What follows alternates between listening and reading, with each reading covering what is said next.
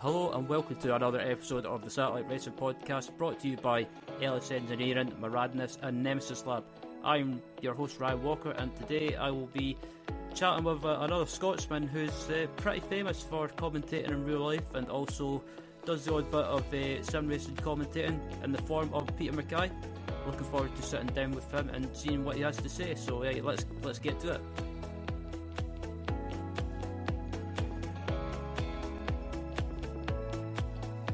Yeah, so with me now, I've got Peter MacKay, a name familiar to RaceSpot TV and a name that I've worked with for the Global Sim Racing channel with the Lotus 49, the Grand Prix Legends series, and also, Peter, I believe you commentate at our local track, which is Knockhill.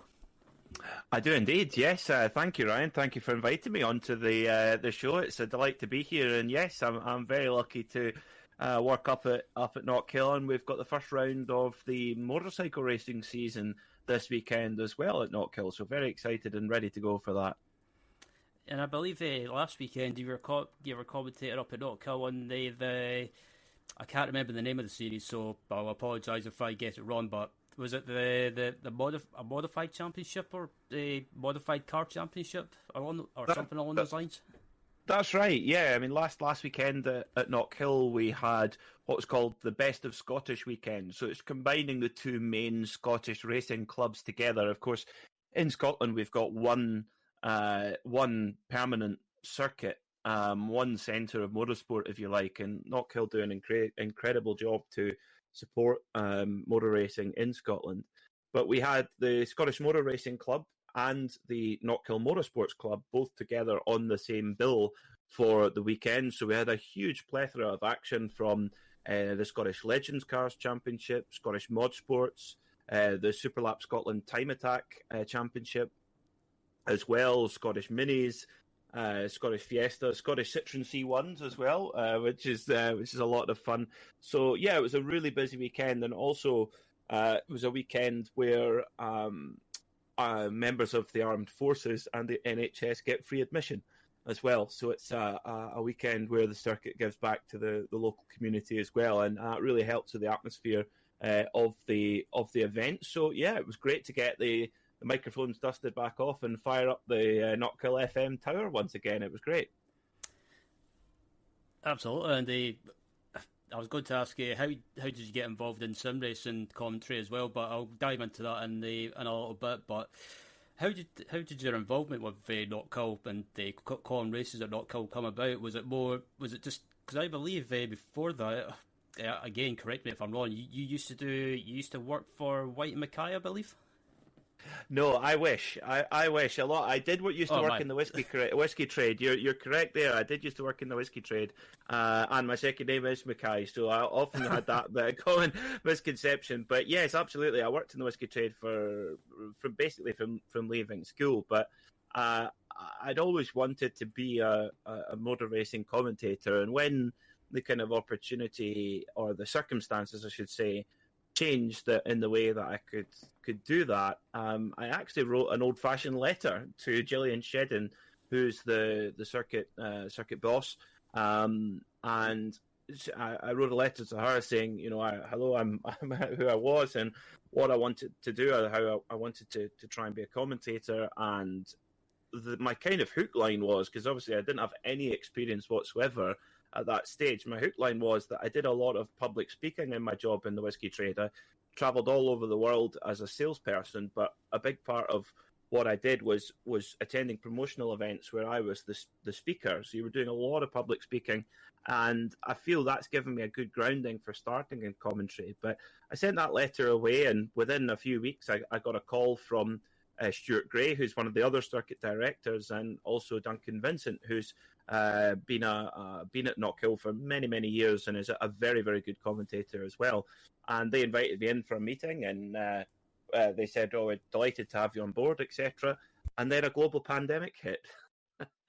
So my debut at Knockhill was probably delayed by about 6 or 7 months in the end, by the time the pandemic had started to not ease, but be a little bit more part of daily life at that time. But sim racing was the real, both Knockhill and sim racing were really my avenues into being a commentator. Without those two avenues, it just wouldn't have happened, I don't think. And sim racing is a great platform to become a commentator, I believe. You meet some great people through it, but the quality of the production of various sim racing channels, you mentioned RaceSpot, who I'm lucky to work with a lot.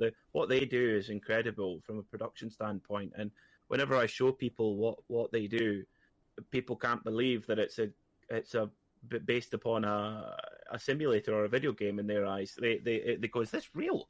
And I'm going, "Well, it looks like it," So that was kind of my route into it, Ryan, and I was ever so lucky that people like Joe Peak and Sean Ambrose at the time at Global Sim Racing Channel, Apex Racing, Sim Racers World, and RaceSpot TV. They all gave me a shot, and I don't know about you. I find, Ryan, the sim racing community is really open and willing to give people a chance if they put themselves out there. I've certainly found that. I don't know about you.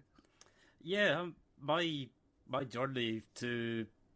Well, I was involved in sim racing commentating on and off back in, I think it was 2017 or 18, I think, for Apex Racing TV, and then I kind of, I won't go into the details of what happened, but yeah, I think similar to you with the GSRC, my opportunity to get involved with them, it was basically through...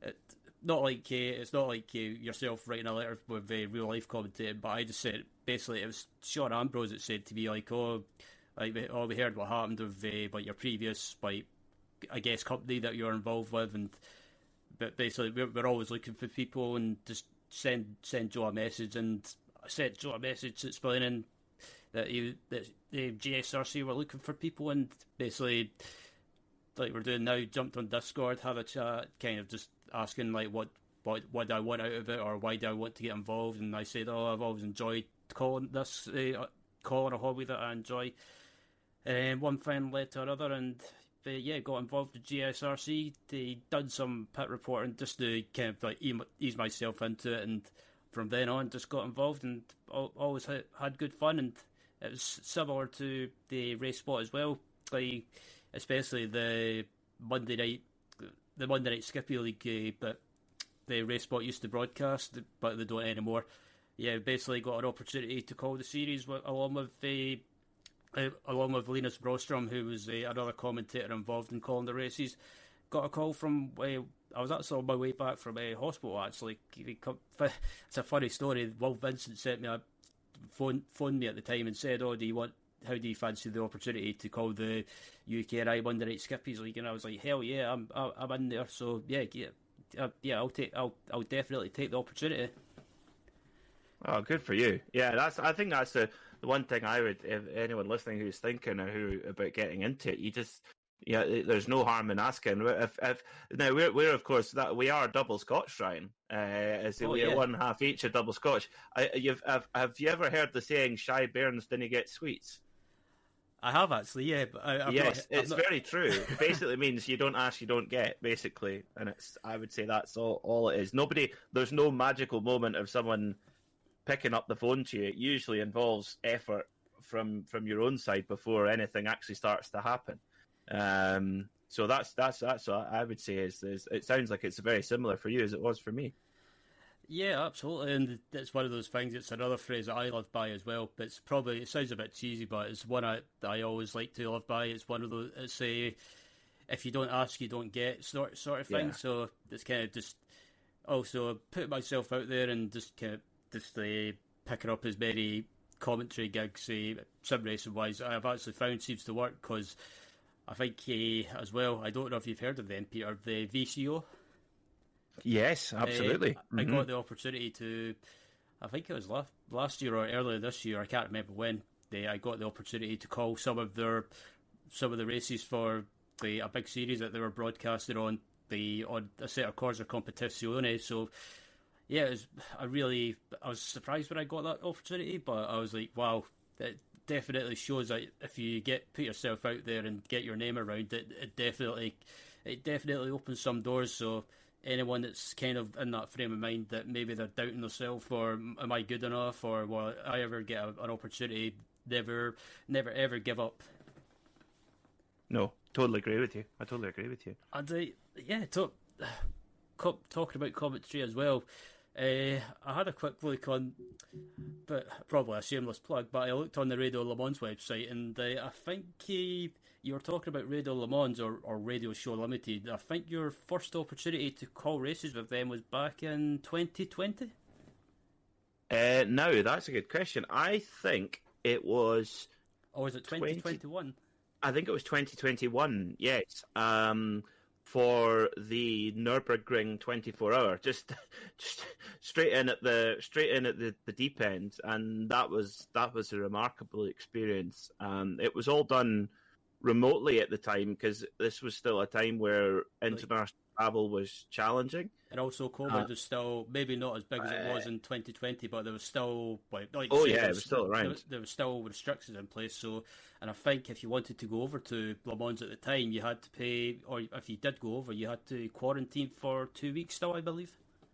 That's right. Yeah, because that same year, 2021, I did Le Mans from my home office as well. So, I mean, I remember that 2021, the season at Knockhill didn't get going till June at all. So it was definitely, we forget how long the pandemic affected things. So yeah, that first opportunity with the Radio Show Limited company, who do Radio Le Mans, but also do IMSA Radio.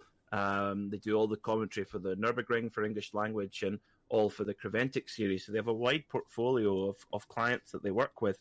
But the Nürburgring 24, to do that as a kickoff was quite remarkable. And the race itself, I remember it was so up and down because myself and Joe Bradley were calling the race as the fog started to descend later on. Before it actually got dark, the fog came in and in and in.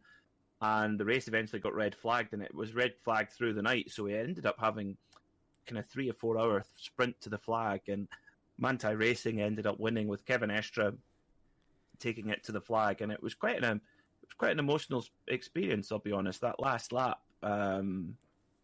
it was really quite powerful for me because it was a hugely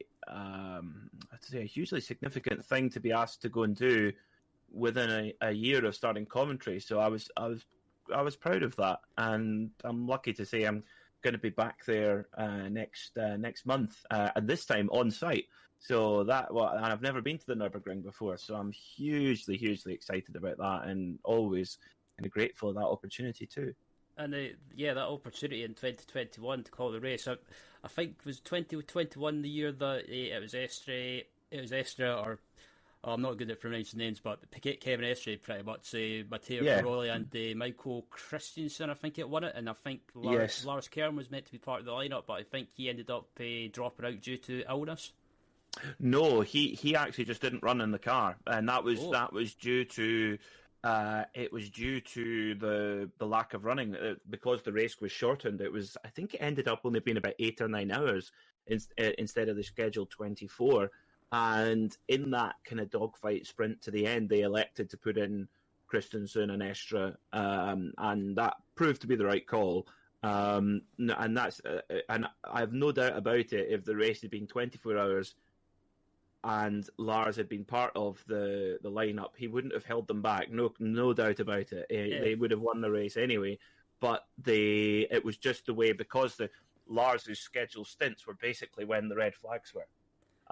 So he missed out on that, which I really felt for him, because he'd been part of the journey and the preparation, and he does more laps of the Nürburgring than most people will in a year, in road cars a lot and race cars also. Yeah, so I believe. Yeah. Sorry, I was going to say also Lars is a development driver for Porsche, I believe, or like you say, he's involved with the street cars. The street cars so as well. yeah. So he does He does a lot of development work on the Nürburgring, with various styles of Porsche, from anything from a Taycan Cross Turismo to a GT3 RS. He's involved with that. So he's and he actually got into working at Porsche, as not almost as a backup, but as a kind of secondary part of his career, knowing that racing can end at any point. The music can stop with racing very quickly. So he went and trained as an engineer with Porsche, and Porsche are very, very good at supporting drivers, professional racing drivers who also want to work there in the company.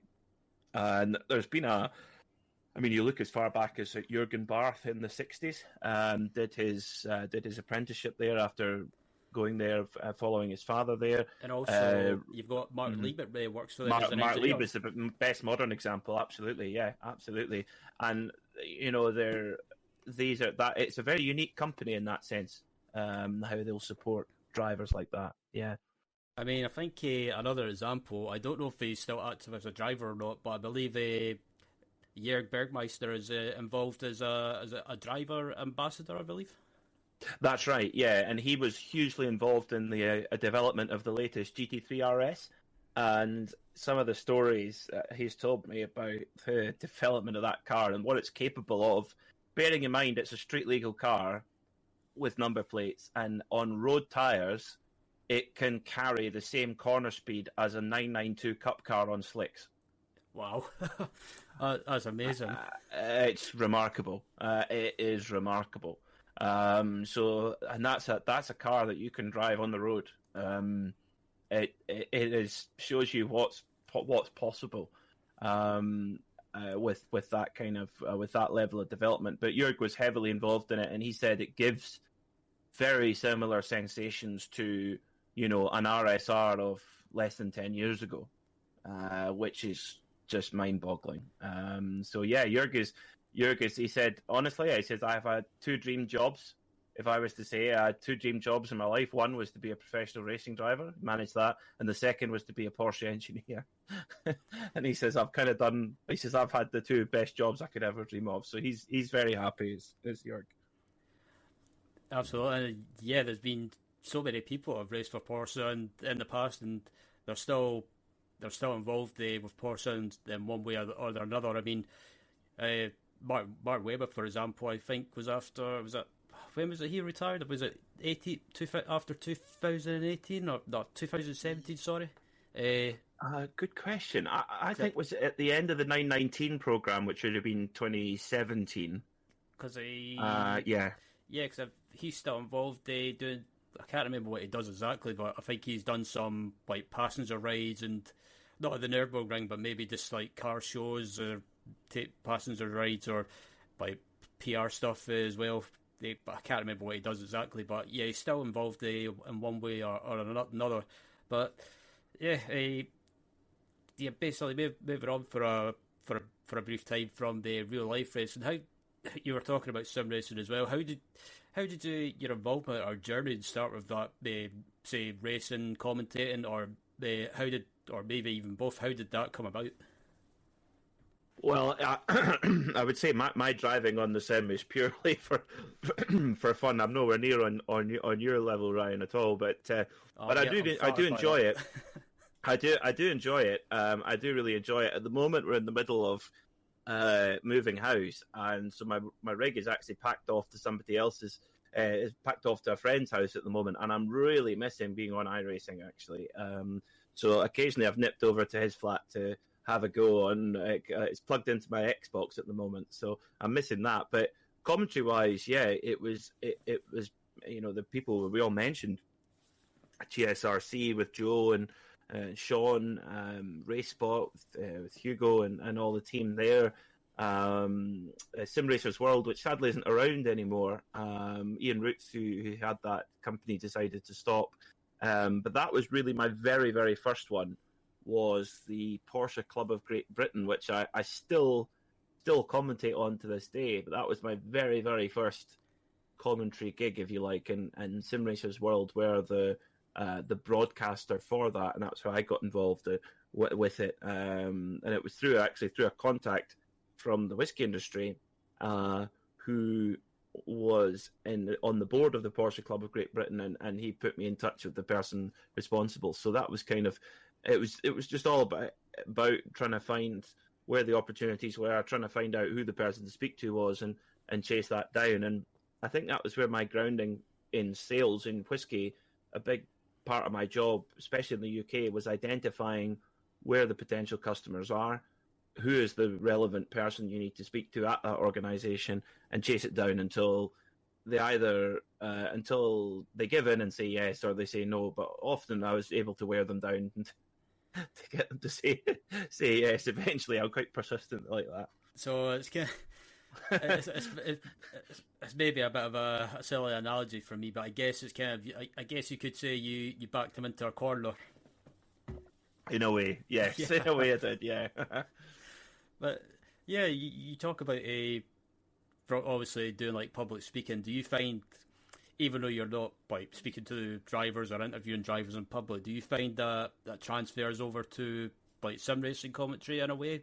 When you're interviewing drivers, that you kind of like, you know how to interview them, you know what sort of questions to ask them, and kind of, do you find that helps in a way?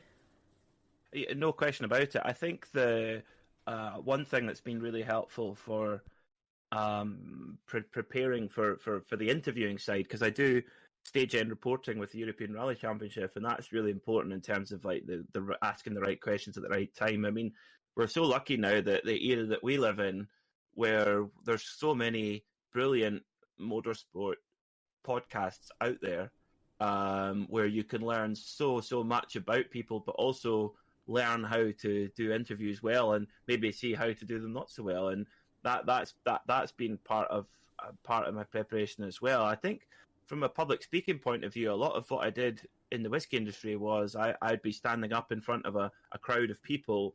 They would have the whiskey set out in front of them, and I would kind of talk them through. So it's very similar to commentary in some ways, where you're informing them, you're entertaining them, and you're engaging the whole audience all at once.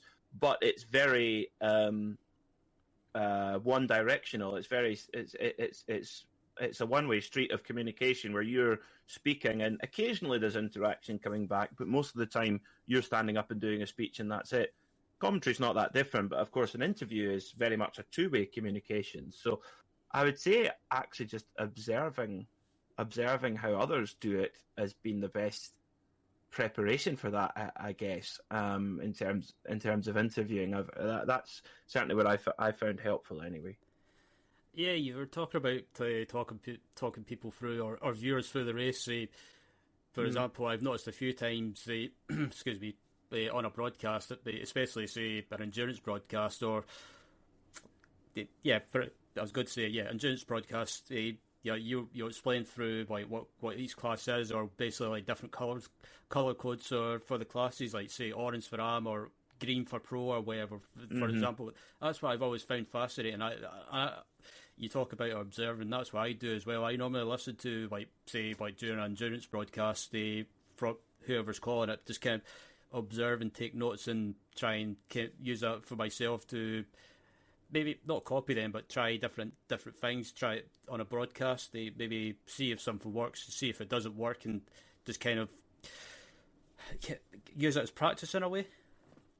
Yeah, absolutely. Yeah, I totally agree with you. I think it's what I really enjoy actually is, and it's coming back to the podcast thing, I really enjoy listening to interviews where a successful broadcast journalist, whether they be a host or a commentator or a TV presenter, whatever, I really enjoy listening to their career story and listening to how they go about things and how they got to where they are and stuff like that. That's really interesting to me as well. I mean, one thing that's kind of stood out for me as well, and what I've found useful is the commentators who I really kind of warm to are those who really do a lot of preparation. I mean, one of my, who I'm lucky enough to say is a colleague a couple of times a year, is Shea Adam. The amount of prep, the amount of prep that she does for a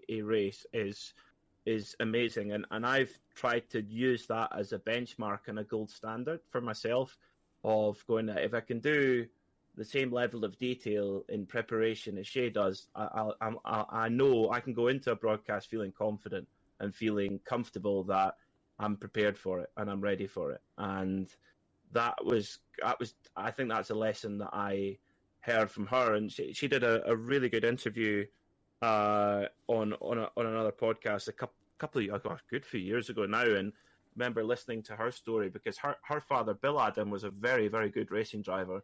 He raced for Champion, he raced in all sorts of top end cars and LMS and stuff. And he used to call it the American Le Mans Series as well. He did, very well remembered. Yes, he did. He did for a time. That's right. And she got an opportunity. I wouldn't say out of nowhere, but she got an opportunity, and she would freely admit that people knew who she was because of her dad.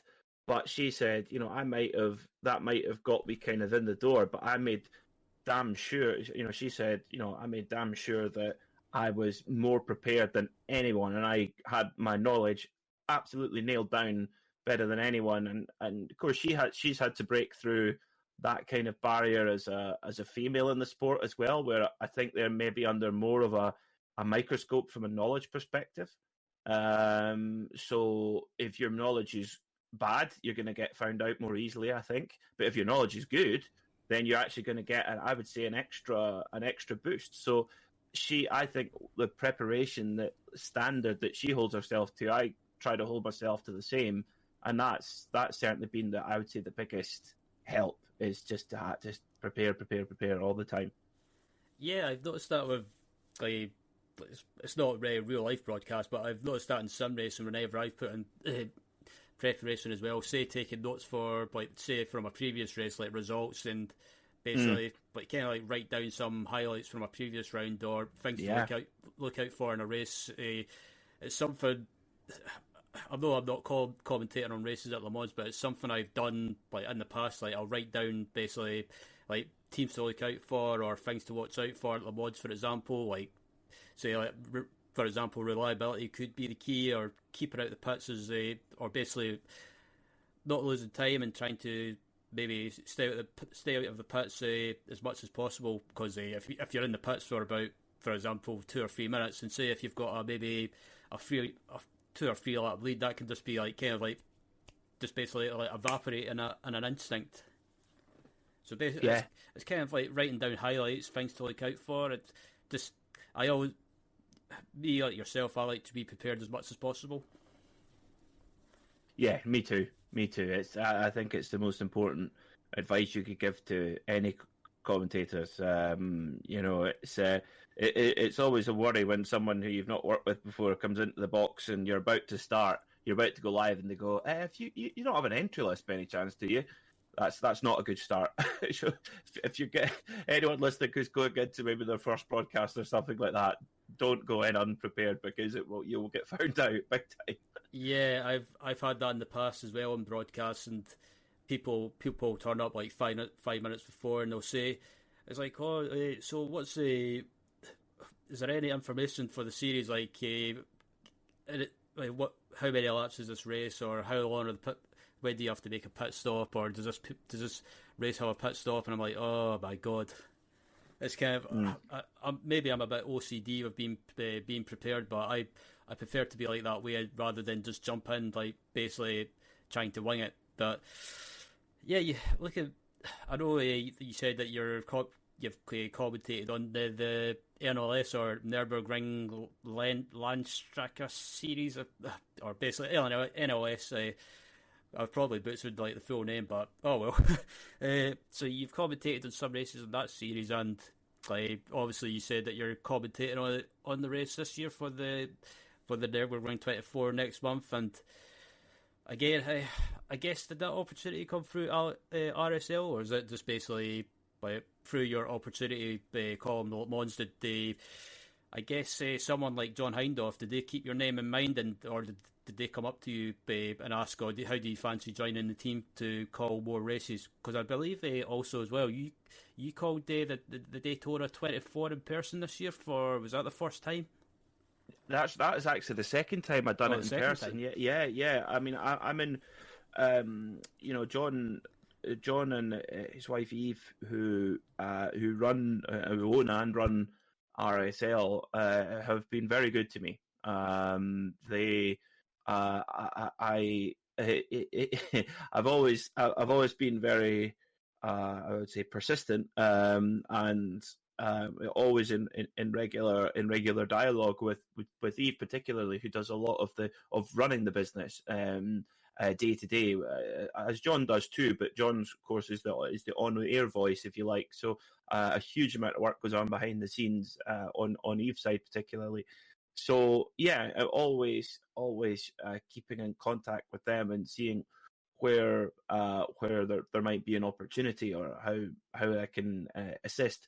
So that's kind of how it's come about. I mean, looking to the race, I think it's going to be a thriller this year. I really do. As always, BMW have won the first 3 races of the season with 3 different teams and 2 different tyre manufacturers. Because of course, it's an open tyre formula at the Nürburgring. So BMW are looking very good for this weekend's qualifying race. They have not been. Their balance of performances remained the same. While, for example, Fricadelli's, well, all of the Ferrari 296s, of which the leading of those is the Fricadelli car, the Ferrari 296 has had boost taken away. So yeah, it's interesting. I mean, Fricadelli, they've been a Porsche team for so long. Klaus Abelin, the team owner, has run the team for a long time. Of course, he was married to Sabine Schmitz, who we sadly lost a couple of years ago, and he's carried on the team with the same spirit. But switching to Ferrari was, I think, a surprise for a lot of people. But It appears to have been a shrewd move, actually, because at the weekend they were so fast with that Ferrari. Yeah, I was about to say they were right up there at one point as well. I think, did they finish 6th overall in the end, I think? Or in the top? Well, this was the thing, right? They qualified 18th, where Felipe Lazar put the car 18th on the grid. He was actually a little bit quicker than David Pittard in qualifying. But David Pittard took the start, and I said this on Midweek Motorsport last night, it's one of the best Nürburgring stints I've ever seen. He started 18th, and he was up in the lead by the end of the second hour. Yeah, David Pittard is a name I recognise because I've watched him. He used to race with the. He's an Aston boy, yeah. Yeah, I was going to say he's an Aston boy, but I first came across him when he raced with the. I don't know if he's still associated with them in some way or not, but I remember coming across his name when he raced in the NLS, or as it was known back, as it was known the VLN at one point. I first came across him racing for Valkenhorst BMW, I think. Yes, that's right. He won a race with. I actually commentated on it. I remember it vividly. Him and Ben Tuck, and I forgot the third driver. That's terrible. They won the race 2 years ago in the NLS. So yeah, David Pittard is a very good driver, and it was quite funny. He got announced as an Aston Martin factory driver. I remember the problem was that would have reneged his silver status, which was quite important for him to fit into the teams that he'd signed for. So they had to very quickly come out with an announcement saying, "Oh, by the way, no, he's not actually an Aston Martin factory driver. Please don't upgrade him to gold." So I'm not entirely sure where that sort of settled out. But anyway, David was, he was the fastest guy on circuit by a stretch in those opening 2 hours. And Fricadelli, like I said, they were in the fight for the lead, and they came in for a pit stop. And of course, at the Nürburgring, the pit stops are relatively pedestrian compared to what you would see in IMSA or at Le Mans, because they have a minimum time that they have to adhere to. So they're not in a hurry. You'll see them take the tires off fairly relaxed. The fuel goes in with a normal kind of supermarket fuel pump. But during the pit stop, they discovered there was a big cut across the front left brake disc. Oof. And they had to replace the brake disc, and they ended up losing 42 seconds replacing that brake disc, and they ended up only 50 seconds off the win.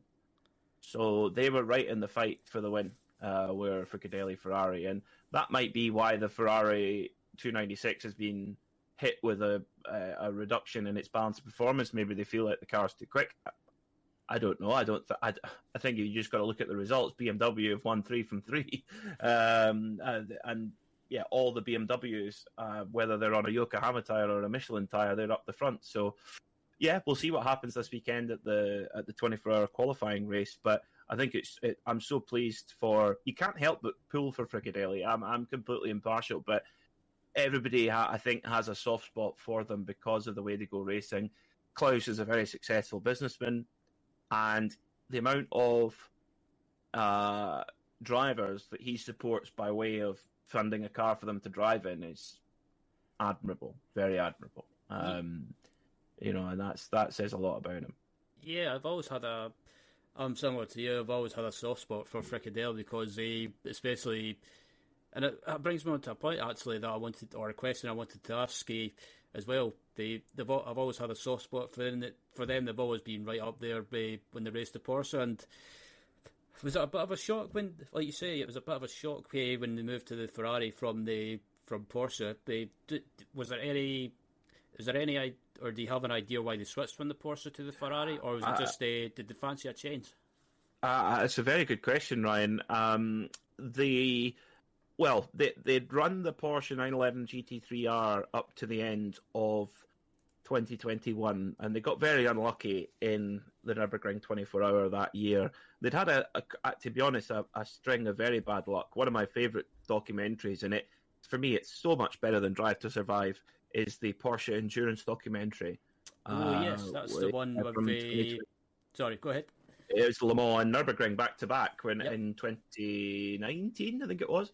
And yeah, Fricadelli have just had a string of bad luck. And at the end of 2021, the jungle drums went out around the Nürburgring and basically said Fricadelli have sold their GT3R. You think, well, is this the end of Fricadelli racing? But no, they bought one of the new 992 Cup cars, which is not a car you can fight for overall victory in, but it has a class of its own and a very competitive class at that, and it's still a very, very fast racing car. So they came back out there and had some success last year in their class. But during that time, Klaus Abelin has been working with Rinaldi Racing in LMP3. So he'd been running an LMP3 car in Michelin Le Mans Cup and had help from Rinaldi Racing. And Rinaldi have a very good connection at Ferrari. So I suspect, I don't know for sure, I'm only speculating. I'll find out when I go to the Nürburgring next month. But I suspect it's the Rinaldi connection that's kind of influenced it. That would be my guess, at least. Yeah, that's what I was thinking, because I'm like you. I was surprised when I heard that they sold their GT3R, or basically by their GT3 Porsche, pretty much. And I was the same. I was thinking, is this the end of the team? Is this was it maybe something to do? But I don't mean it in a bad way. But was it something to do? Maybe I was thinking, was it maybe like Klaus was maybe just felt like he couldn't continue with maybe like Sabine not being around anymore. Mm-hmm. I don't mean that. I don't mean that in a bad way, but kind of maybe just it's maybe time to call it a day. But it's good to see that they're still around racing the new Ferrari now, and like you say, it looks like they're getting good support from Rinaldi, and like you say, Rinaldi have got a very good pedigree when it comes to racing in GT3 and winning races, especially in the GT World Challenge, or GT World Challenge, a series that runs in Europe. So yeah, it's good to see them around, and we kind of diverted from the sim stuff. But is there any before we move away from that, any highlights commentary wise in sim racing that you've had or you've enjoyed? Oh, good question. Very good question. I have to say I'm really lucky with what I do right now. With Monday nights and Thursday nights on Racebot TV, working alongside Paul Smith. I thoroughly enjoy working with Paul. I really do, both off air and on air. We have a great relationship, and on World GT on the Monday night, he's the lead commentator, and I do the kind of colour commentary, and on the Thursday night, I do the lead commentary and he does the colour commentary. And I think that's one thing that I've found in my very brief experiences is that there is no, this is one of the strongest opinions I have in commentary, is that you are not in a superior position as the lead commentator. You're just in a different position. It's like being a midfielder or a defender in a football team. It's that you just have to make sure you do your position as best as you possibly can. So, and remember to always be aware of the seat that you're in. If you're colour commentary, you're there to provide analysis, comment, and you're kind of brought in by the lead commentator. The lead commentator is doing a lot of the housekeeping, making sure all the ad breaks are hit, making sure the kind of general play-by-play is covered. So, and Paul and I can switch between those two roles really well, I think, and I really enjoy working with him, and I think he deserves a real life commentary opportunity. I firmly believe that, and I hope that comes for him at some point, because I thoroughly enjoy working with him. Yeah, I've noticed that with you and Paul, but especially I haven't spoken to Paul for quite some time, but from the short, maybe like brief conversations we've had, I've always found him to be a really nice guy, and yeah, I've noticed that with you and him as well, that you seem to have a very good, how can I say, like a good chemistry, a good link up. Yeah, definitely, and that's something that's quite hard to kind of quantify or actually create. Sometimes you kind of have it or you don't, but in terms of the chemistry aspect. But no, I think we when it's time to be kind of more lighthearted, we do that, and when it's time to knuckle in, we do. And we're actually right now we're in the last couple of rounds of both of those championships, and they're all going to go down to the wire, which is going to be fantastic to be a part of that. It really is. So I'd say, yeah, that would be my kind of highlight at this stage, is actually because what I'm on at the moment, actually, with Paul, definitely.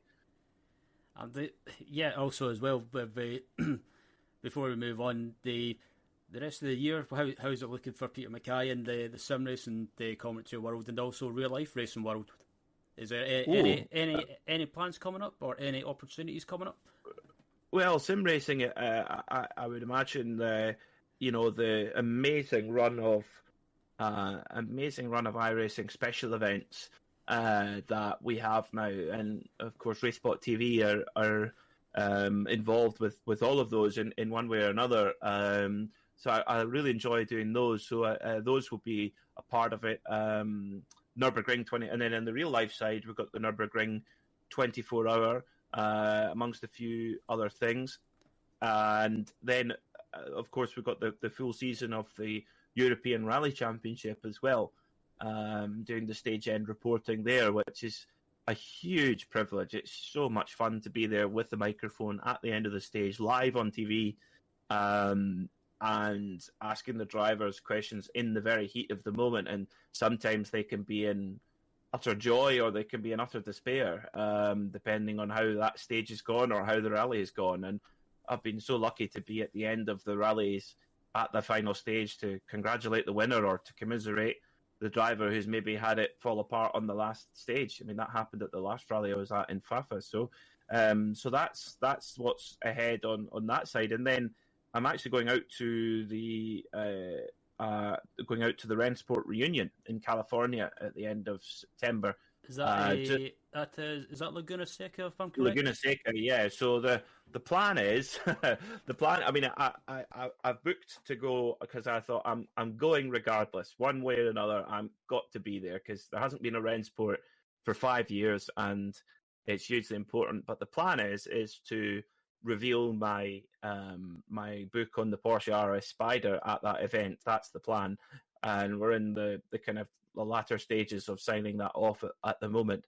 The book is written, the book is done, and yeah, that's been a 2.5 year journey to write that book, and the stories I've heard and the people I've met along that process has been hugely exciting. And doing a visit to the Porsche Museum and their incredible archive, and Jens Torner, who looks after the archive, has been so helpful. I spent a week out there and studied the car and looked at a lot of internal documents, etc. And yeah, I really hope people are going to enjoy the book as much as I've enjoyed writing it.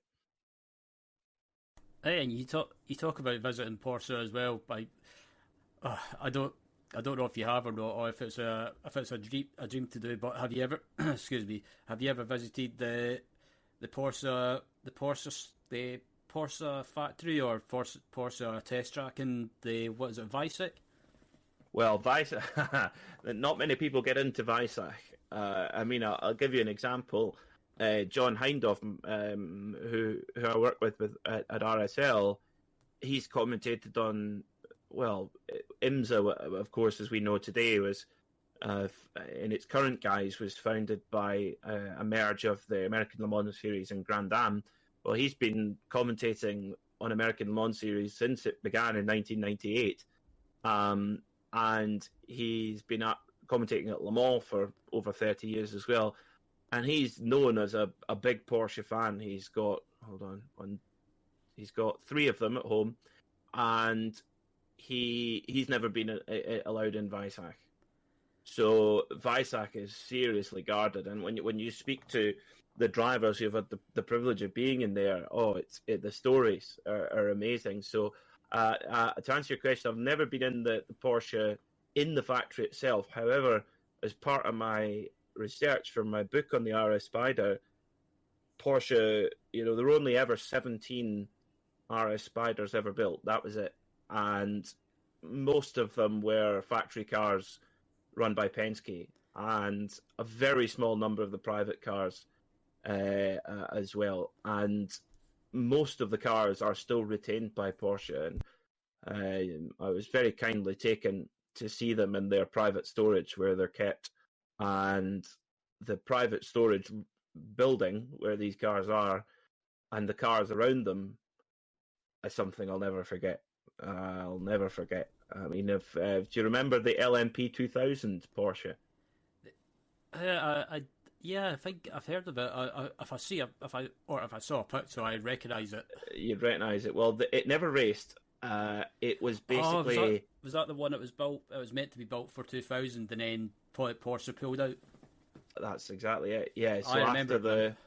Yes. So when Porsche won Le Mans with the GT198 in 1998 with McNish, Ortelli, and Aiello, it was very clear that an open top, big capacity, normally aspirated prototype was going to be needed to win, and that was what was decided. So they developed this car with a monocoque from Lola, and actually the engine, it was a V10 engine. It was taken from a base 3.5 litre V10 that Porsche had built for McLaren, but again, that program was cancelled by the boss of Porsche at the time. They were trying to save money at the time, and the base of that engine was then bored out and the revs lowered significantly, and that was the engine that went in the LMP 2000. It did 78 kilometres at Weissach in total, and even at that point when they were doing that initial shakedown, it had actually already been cancelled, but very few people knew about that it had been cancelled. And I believe but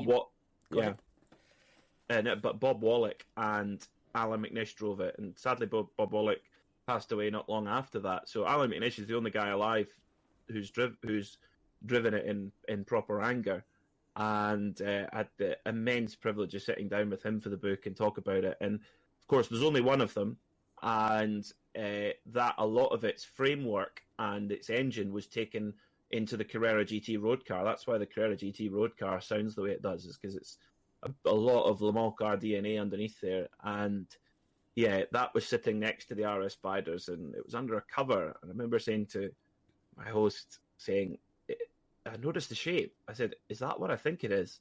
And he goes, "What do you mean?" I said, "Is that the LMP 2000? And he said, "Well, let's see." And we pulled the cover off, and we pulled off the cover, and there's this LMP 2000 in black carbon. And that was special. That was very, very special.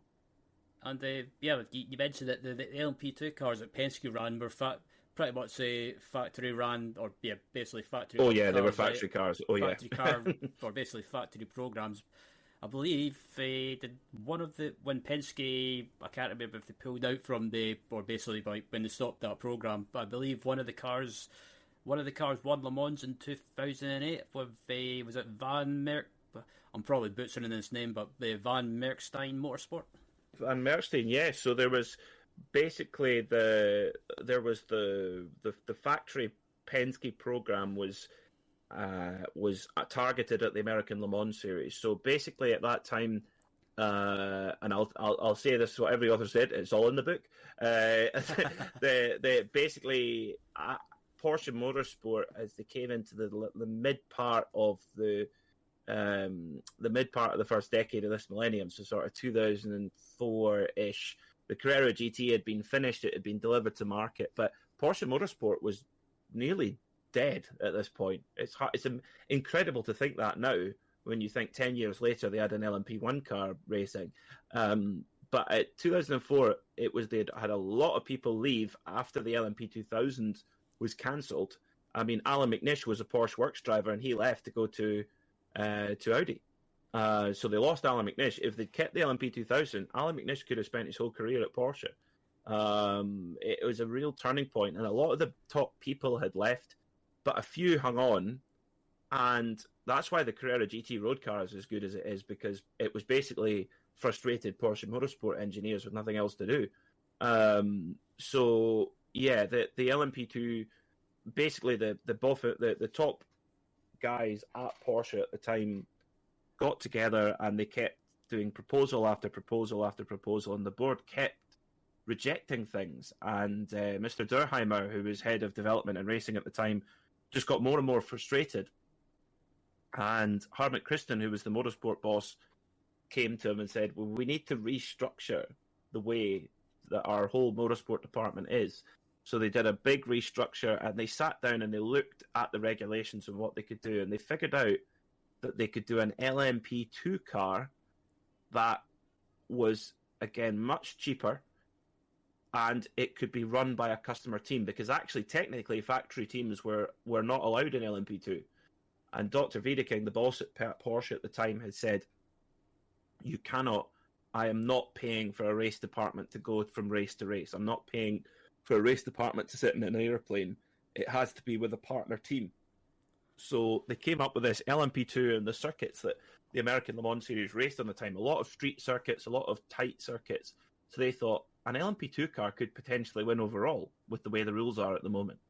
So that's what they did. And they came up with this proposal that Penske would run it. But it was a factory team. Make no mistake about it. It was a factory team. And they went into it, LMP2. They came out with the first car racing in October 2005 at Laguna, and then they introduced the second generation car in early 2007, and that was when the car really kicked into its stride. I mean, 2007, they just dominated the American Le Mans Series, beating the big diesel Audis, and it was incredible. But you're right, at Le Mans, that was the one thing was that, you know, a European campaign would always involve going to Le Mans. So they sold a couple of cars. They sold one to Van Merkstein Motorsport. They sold one to Team Essex in Denmark. And they sold one to Freddie Leinhard, the leased office guy with Horag Racing. And yeah, basically, Le Mans 2008, Van Merkstein won the LMP2 category with Jeroen Bleekemolen and Peter Van Merkstein, who owned the car, and Jos Verstappen, Max's dad. And get this, Ryan, going down the Mulsanne Straight, leading Le Mans in class, he's on the radio asking how Max's kart race was going. I remember that. And he was suggesting different gear ratios, etc. I mean, that was the sort of capacity that Jos had, and Jos was in qualifying was spellbinding in that car. I mean, absolutely breathtaking. And then in 2009, Van Merkstein walked away at the end of 2008 because they'd won everything they wanted to win. 2009, Team Essex finally got a fair shake because they'd been on Dunlop tyres in the 2008 year, and that wasn't really, like, you needed a Michelin tyre. And 2009, Casper Elgaard, Christian Poulsen, and Emmanuel Collard won Le Mans LMP2. So yeah, the cars lived on. The factory program ended at the end of 2008 because of the financial crisis. But it roared on, and then Muscle Milk also took the cars on as well. Muscle Milk took the cars on and raced on to the end of 2010. So the car really kind of went into overtime a little bit and was still winning right up until the end. And there was teams that wanted to keep going with them, but it was just simply too expensive. And getting engines was difficult and what have you. So they had a relatively short life, but a very successful one. Absolutely. And yeah, I guess it's one of those things. If a car, I guess it's sort of similar to the Porsche 90, the 94, I think it was. That car by that point, was it the 962 still? That was the very end of the 962. So pretty much, yeah, when you're getting to the end of the line with a very, very old car, that I guess there comes a point where you've kind of just got to throw in the towel and say this is getting too expensive, or if you're not getting supplied stuff like spare parts, engines, whatever, that's kind of you've just got to throw in the towel and accept it and move on. It's happened in real life racing. It's unfortunate, but it's just one of those things. But as we move on as well now, before we wrap up, I just wanted to. I know we were talking about it before we came on. What did you think of the race at Long Beach and IMSA? I think I was watching the whole race, and the closing stages was just an absolutely barnstormer rather. Oh yeah, absolutely. I mean, Long Beach is always so exciting, and I thought it was actually a really nice little kind of historical nod. This is how my bizarre brain works. So that was the first win for the Porsche 963 and the new Porsche Penske Motorsport Alliance. And interestingly, back in 2007, when the RS Spider Evo came out, which was the highly, highly improved car, there was the second generation RS Spider, and they won at Long Beach in 2007, 16 years ago. And interestingly, they won in very similar circumstances. They won with a strategical gamble. I mean, at what looked like a slightly off-the-wall strategical gamble, but it really played in their favour. Actually, that day, again, funny how history repeats itself. That day, it was an Acura that was the fastest car. It was Dario Franchitti in the Andretti Green Acura, and he was just flying, absolutely flying. And the RS Spiders couldn't touch him. But Team Penske got it right on the pit wall, and I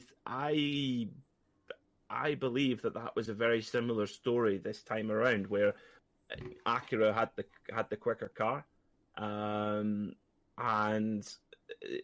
but Penske did the job on pit lane and on the pit wall, and that's where they really do make a difference. In the days of the RS Spider, there was a lot of races where Team Penske's pit strategy and pit crew won them races. And I suspect as the life of the Porsche 963 carries on, there's going to be a lot more Penske magic in there. I really do, where they pull out results from nowhere. So, yeah, very exciting. And, I mean, these cars are around the streets of Long Beach. You could ride on board, just watching on board the whole race. And it's just absolutely encapsulating. And then, then when you watch the IndyCar race the next day as well, likewise, you're watching these really fast race cars go around at Long Beach. It's one of my favourite events of the year. It's great. Yeah, mine's as well. I've always been big IndyCar fan and also a big IMSA fan. And excuse me, I think having both on the same weekend, it just seems to work because there's not to. I've never been a fan of weekends where there's loads of stuff on. It's just me. I prefer when there's maybe 2 or 3 series on. Say for example, you've got a Daytona, you've got Michelin Pilot Challenge, you've got the Mazda MX-5s, and you've got the IMSA as well. I think having 3 on or 2 or 3 it's that perfect balance. But I think just looking ahead to the rest of the IMSA season as well, do you think, obviously, at the moment, I think looking at it, I would probably say Cadillac or Acura closely followed by Cadillac seem to be like the manufacturers to beat. But I think as the season goes on, I wouldn't be surprised if you see Penske starting to get closer and closer.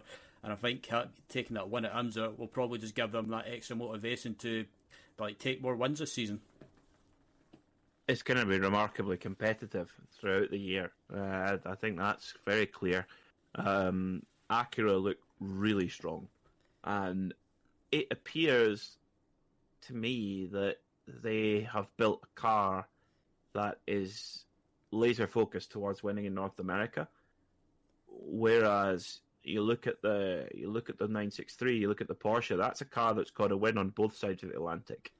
And that's been now we might see the Acura running as with a Honda badge on it at the time in the future at Le Mans, and Michael Andretti and Wayne Taylor, etc. They've made absolutely no secret that they want to be in the WEC, but they do need Honda's blessing for that, and that can be a long process.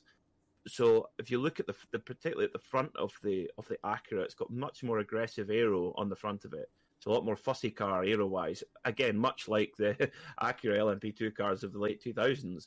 Whereas the Porsche is a lot more, I would say, more kind of it's more kind of streamlined, more simple, and it looks more like a low drag car, which of course is aimed at Le Mans. But I think it's gonna come and go all year long, and yeah, Cadillac are just always there, aren't they? I mean, they've clearly built a very good car. Acura built a good car. I mean, so have Porsche, of course, but certainly I think you're absolutely right. Acura and Cadillac appear to have the edge at this stage, but you've got to be able to execute. I mean, look at the Wayne Taylor car ran a perfect race at Daytona, and as we found out, they probably should have won that race, given what we heard about the Marshank car after. That's another discussion. Yeah, that's not but that's another discussion. But Sebring and Long Beach, they've had two incidents. Now, you can debate whether it's their fault or not, but they've had two incidents in these two races. So they're gonna have to. I think they're gonna have to clean it up a little bit and maybe think bigger picture. But yeah, I think the thing is with IMSA is so unpredictable. It's so exciting. You've got great drivers, great circuits. I'm biased. I think it's the best sports car championship in the world. I just love it. I absolutely agree. I mean, some people give IMSA a stick because especially in the longer races, there's always sometimes like loads of coursings going on. But when there's no coursings going on, and you get plenty of green flag running, I think the racing in IMSA is just absolutely fantastic, and it's one of those it's one of those elbows out series where there's plenty of racing going on and no one gives their inch, and I think that makes for, I wouldn't say entertainment, but the racing is just absolutely fantastic. It is. It's if you're listening and you've never watched IMSA, the great thing is the IMSA YouTube channel has got a full archive of all the races from seasons gone by, and usually the races are published about 4 or 5 days after they happen live. Again, if you're able to watch them live, IMSA.tv, watch them live, free, absolutely free, and that's I think a huge thing. But yeah, if you've never watched it, IMSA is just a treat, and it's I was finding it, and I'm not criticizing the WEC here, because I think it's actually more, as you say, Ryan. There's two arguments, isn't there? The IMSA is not as pure as WEC. The World Endurance Championship, it's kind of a flag to flag race. Yes, you can have safety cars, but it doesn't reset the field as much as it does in IMSA, for example, and with the wave arounds and that kind of thing. But I think, it's sometimes in a WEC race, if someone's got a reasonable pace advantage, they can just clear off into the distance, and that never really happens in IMSA. It's always close, and that's why I like that side of IMSA. I prefer it to be entertaining rather than pure and maybe not as entertaining. Yeah, absolutely. I agree with that, and I think just looking at talking of the WEC as well, with the season so far, I think the racing, like IMSA, it's been great so far this season. We've only had 2 rounds, but from what I've seen so far, especially in LMP2 and also GTEM, the racing's been absolutely close. And I think this season, like leading up to Le Mans, it's just I don't know if you feel the same, but I think it's going to be hard to predict a winner in a WEC, especially when it gets to Le Mans, because the race has been so close. And again, it's one of those things. Who do you choose? Who do you predict? Well, right now, Toyota and Dreamland. Toyota look really, really strong in WEC. Will that translate to Le Mans? Of course, we never really know. We never really know until we get to race day at Le Mans. Even after qualifying, you never really know until who's shown their hand or not. Ferrari are going to be a threat. Ferrari have built a fantastic race car. They've got superb drivers in them. I don't think budget is a concern for Ferrari. That's one thing for sure. Neither is it at Toyota, to be fair. And Toyota have got a solid... I mean, you think of the experience level of World Endurance Championship racing that Toyota have. Their drivers have been in those cars for so many years. They're so well drilled with how it works. But this will be the first year in a long time where they've actually been put under proper pressure. And probably the first time since the end of 2017, since Toyota have been under real significant pressure. And they know that, and they clearly are, and they're proving themselves against the competition that's arrived. Where the GTP cars come in, or the LMDH cars come in, so the Cadillacs, the Porsches, etc., where do they come into the mix? That's the big question mark for me. I think we're going to see Toyota and Ferrari up the front, unquestionably, but will the Cadillacs and the Porsches be able to join them? That's the question that will only get answered as the race goes green in the middle of June. Absolutely. And I mean, yeah, Toyota have had some people having a go, throwing basically throwing shade at them, or having a go, whatever way you want to put it. I think it's not their fault. It's not their fault. Exactly, it's not their fault. They can only race the competition it turns up, and I think some people seem to forget as well that Toyota have had that car since, or that car's been developed and tested and pretty much racing since 2021. They've had plenty of experience of the car. They know how the car works. They know how to extract the pace out of it.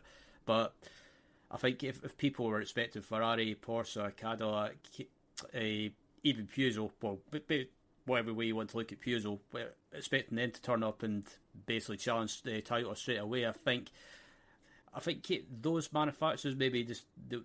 I think as the season goes on and the more testing and development the cars get, I think they'll and depending on what the BOP is, I think they'll start to get that a little bit closer to Toyota as the season goes on. I think Ferrari are already there.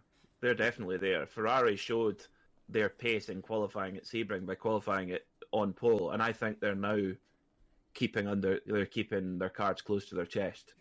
I really do. I think Ferrari know the pace they've got in that car. It's a rocket ship, and they've got great drivers. I think Ferrari are definitely there already.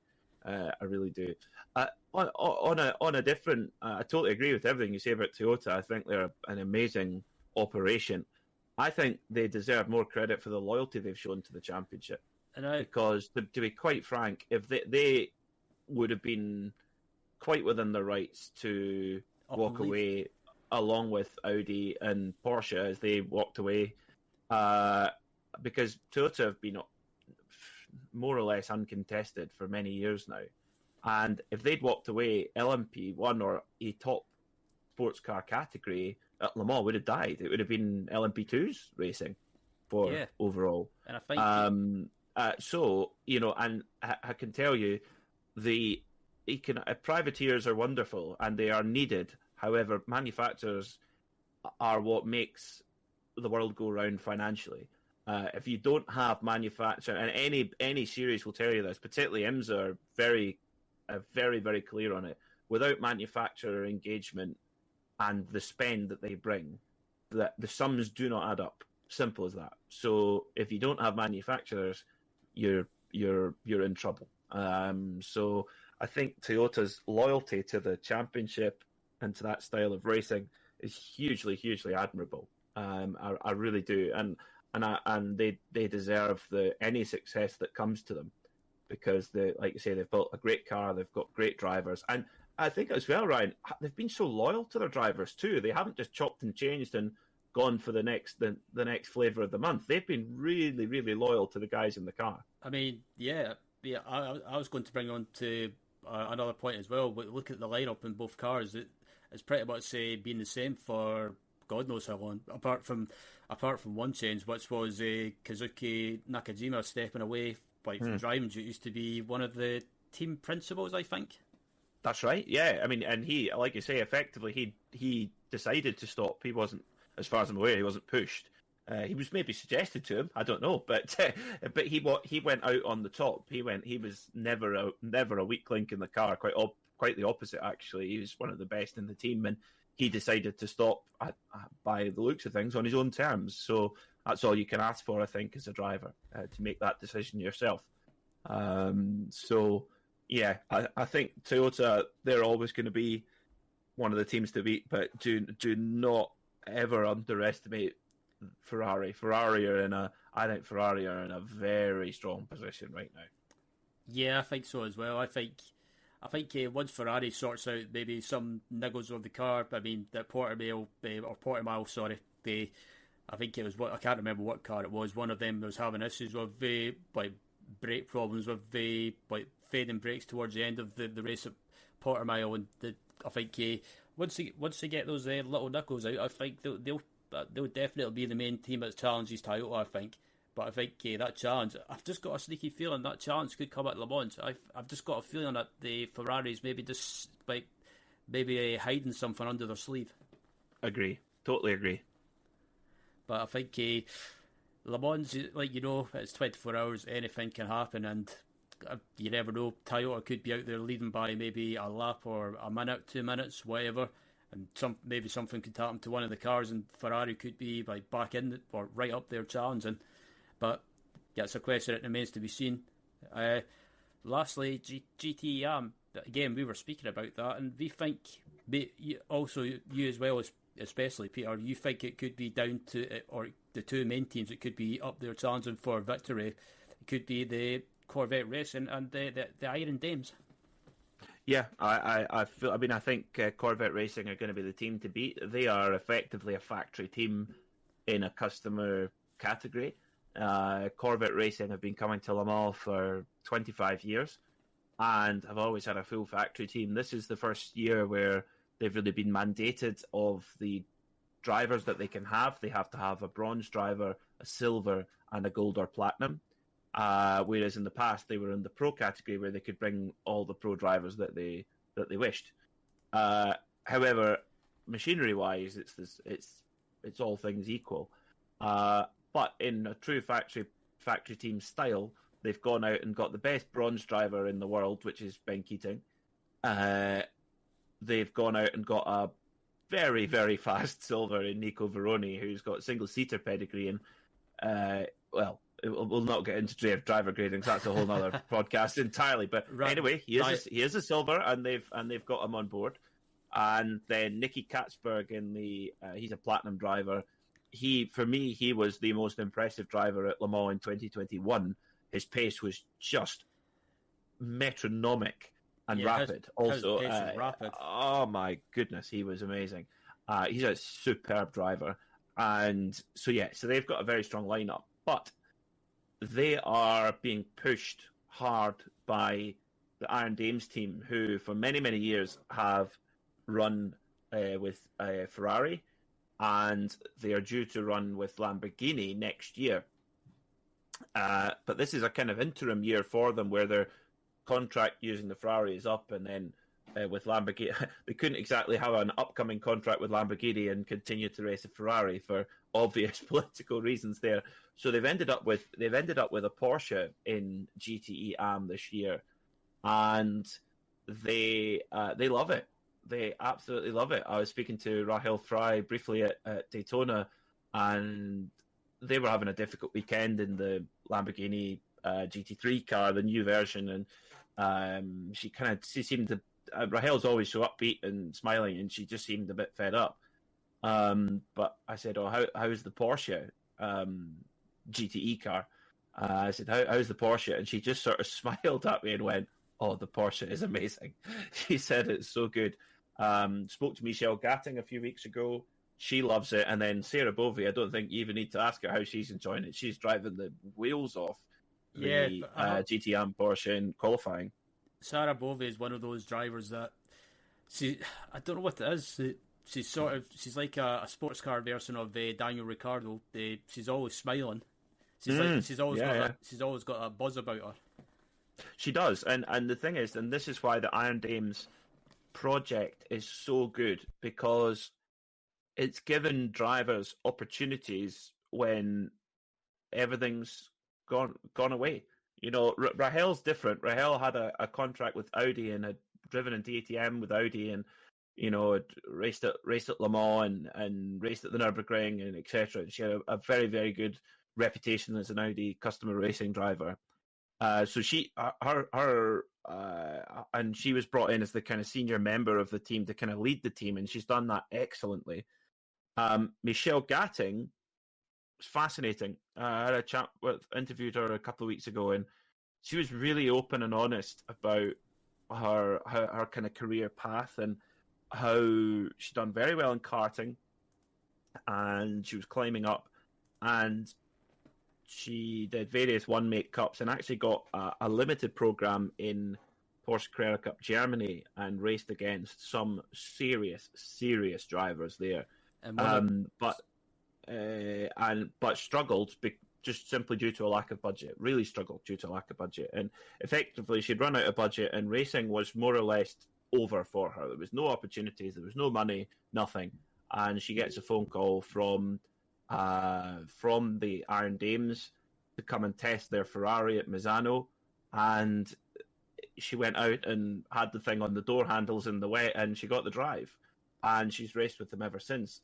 Sarah's an even greater story, because she was, you know, she'd had very sporadic drives, you know, the odd drive here and there, and you know, all sorts of different machinery, and there would often be multiple years between each opportunity. And she was found by the Iron Dames squad, and I love what the Iron Dames initiative is. Deborah Meyer and Claudio Schiavone, who have put so much of their own personal energy, time, and, let's be honest, financial resource. It's a hugely generous thing to do, to put that amount of money in. I mean, you're talking millions a year to run these cars.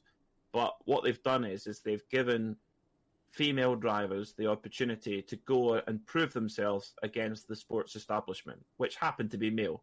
But they're an equal opportunity in a good car, in good team, good everything. And then there's no excuses. And that's what these three girls want, is no excuses. They want to prove on a fair playing field.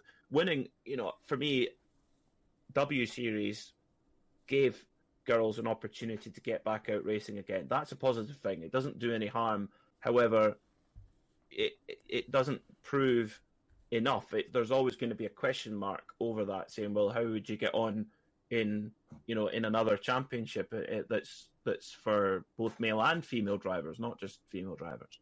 So I think what the Iron Dames are doing, and actually in America, Kelly Moss are doing with the Carrera Cup North America by providing an opportunity for a female driver to come in and race in that championship.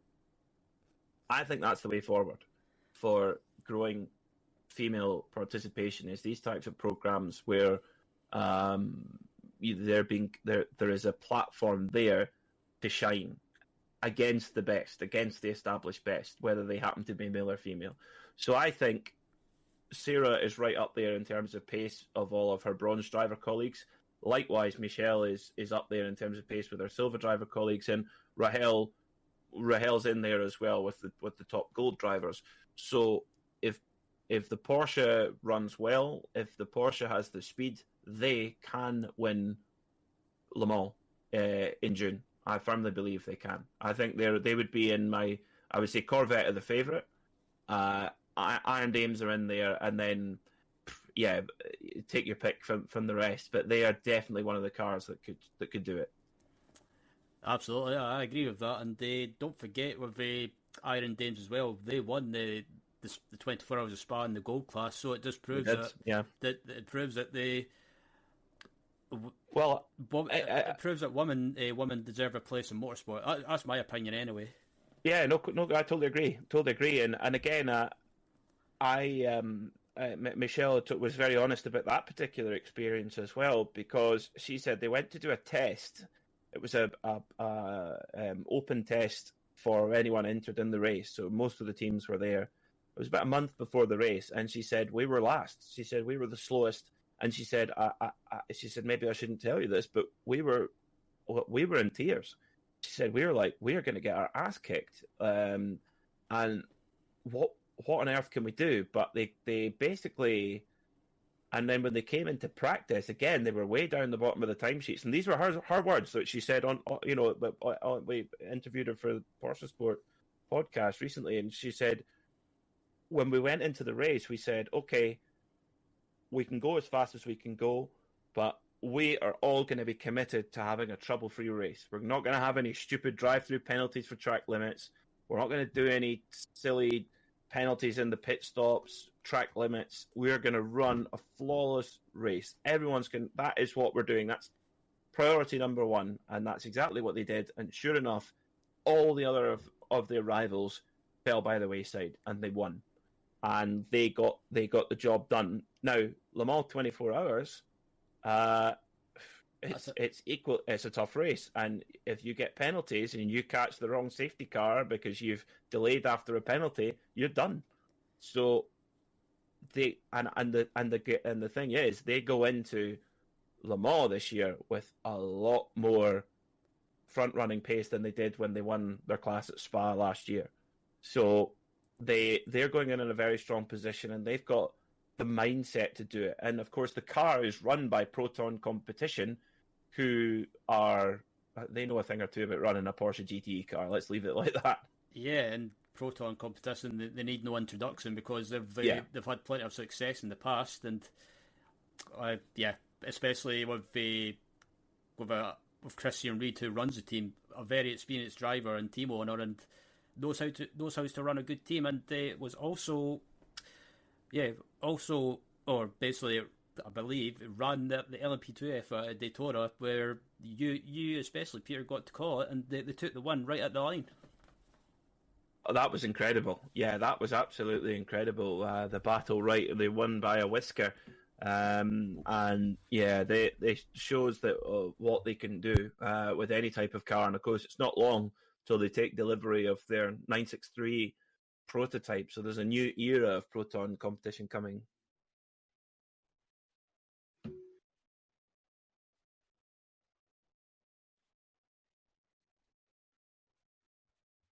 Absolutely. So, yeah, I have to say, Peter, it's been a pleasure to have you on, and I just looked at the time and I didn't even realise that. So, my apologies for pretty much babbling on, if you like, if you want to say that. But it's been a pleasure having you on. And is there anyone that you want to give a shout out to or thank you to for the opportunities, or just getting you to where you are now? I think that there's too many to mention, to be quite honest. But up the top of the list is my mum. My mum is the person that got me involved and interested in motorsport when Colin McRae won the World Rally Championship back in 1995, and she's always been the speed demon of the family. But the main thing is I walked away from what was a relatively lucrative career in whiskey, and I walked away from a steady thing really to take on a dream and she's been behind me 100% of the way. So she would be very much top of the list for certain. John and Eve at RSL for the opportunities they've given me. I hugely appreciate that. Knockhill, Duncan and Gillian and all the team at Knockhill have been so supportive, and just a joy to work with. RaceSpot, Hugo and all the team at RaceSpot, Joe, Pete and Sean from GSRC as well, and I'm sure I've forgotten a few, and I apologise for that. But yeah, they a huge thank you to them for their support, and here's to calling more great races. Good stuff, and thanks for the work that you do with the Porsche Sport podcast as well, Peter. It's myself, I always enjoy listening to it, and looking forward to listening to more episodes in the future, and great driver interviews as well. But yeah, thanks for joining me, and good luck for the rest of the year, racing wise. Thank you, Ryan.